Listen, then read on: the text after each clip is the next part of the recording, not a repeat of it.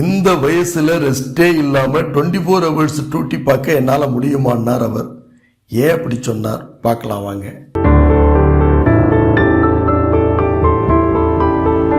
ஒரு கார்பரேட் கம்பெனியில மேனேஜருக்கு அசிஸ்டண்டா வேலை பார்க்கிற என்னால எவ்வளவு செலவத்தான் சமாளிக்க முடியும்? ஒரே பையனா இருக்கான், பெரிய காலேஜில் சேர்க்கணும்னு நீ தான் ஆசைப்பட்ட, நானும் சேர்த்து விட்டேன்.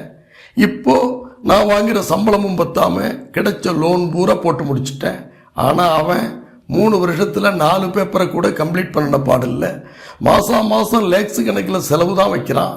இவ்வளவு பணத்தை என்னதாண்டா பண்றேன்னு நீயாவது கேட்க கூடாதான்னார்.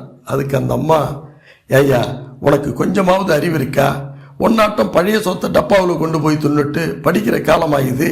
இப்போ உள்ள பசங்கள்கிட்ட போய் நாம எதையாவது கேட்க முடியுமா?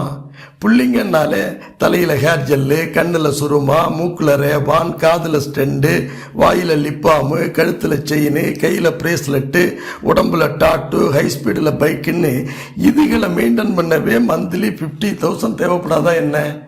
இதுக்கு மேலே காலேஜில் admission fees, semester fees, exam fees, cash and deposit, disciplinary fine அப்படின்னு மாதம் 50,000 ஜிபே பண்ணுங்கிறான். எல்லாத்துக்கும் நீ பே பண்ணல தானே நான் மூவ் பண்ண முடியும், தெரியுதில்ல அப்படின்னாங்க. அதுக்கு அவர், தெரிஞ்சு என்ன பண்ணுறது? நான் என்ன கம்பெனி ஓனரா? செக்ஷன் மேனேஜருக்கு பக்கத்தில் இருக்கிற அசிஸ்டண்ட் தானே. எவ்வளவு தான் என்னால் சமாளிக்க முடியும்? பொலிட்டீஷியன் பிள்ளைங்க படிக்கிற காலேஜில் தான் நம்ம பிள்ளையும் படிக்கணும்னு இப்போ இருக்கிற வீடும் ஏலத்தில் போடும் போல இருக்குன்னார். அதுக்கு அந்த அம்மா சொன்னாங்க, ஓ மந்த்லி சேலரியை இன்க்ரீஸ் பண்ண முடியாதுன்னு எனக்கும் தெரியும்.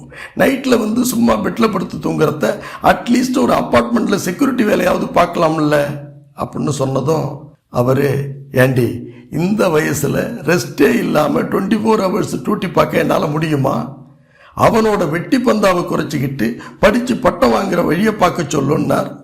அப்படி அவர் சொல்லும் போதே அந்த அம்மா குறுக்கிட்டு, அதோ பாரியா அவன் கேர்ள் ஃப்ரெண்டை காரில் அழைச்சிட்டு வர்றான், நீ வேற உன் பிளாக் அண்ட் ஒயிட் கதையெல்லாம் அவன் காதில் போட்டுறாத, அப்புறம் இருக்கிற பண்டம் மாத்திரம் எல்லாத்தையும் போட்டு உடைச்சி தொலைச்சிருவான், கம்முன்னு கடை.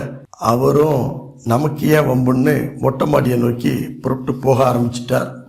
உடனே அந்த அம்மா வாசலுக்கு கொடியாந்து அந்த பொண்ணோட கையை பிடிச்சி, வாமா வா வா, எப்படி இருக்க, நல்லா இருக்கியான்னு கேட்டபடியே வீட்டுக்கு அழிச்சிட்டு போனாங்க. அவ, ஆண்டி அங்கிள் ஏன் மூட் அவுட் ஆன மாதிரி மேலே போய்கிட்டு இருக்காருன்னு கேட்டா. அவருக்கு ஏதாவது ஆஃபீஸ் ப்ராப்ளமாக இருக்கும், நீ என்ன சாப்பிட்ற அதை சொல்லுமான்னு கேட்டாங்க.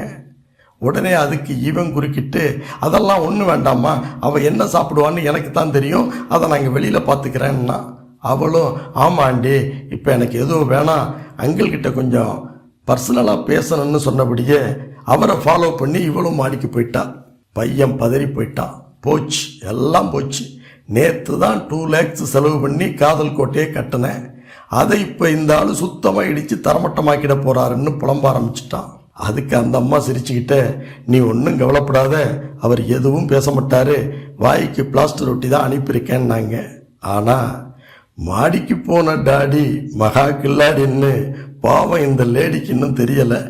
நடந்தது என்னன்னு நாளைக்கு சொல்கிறேன் கேளுங்க.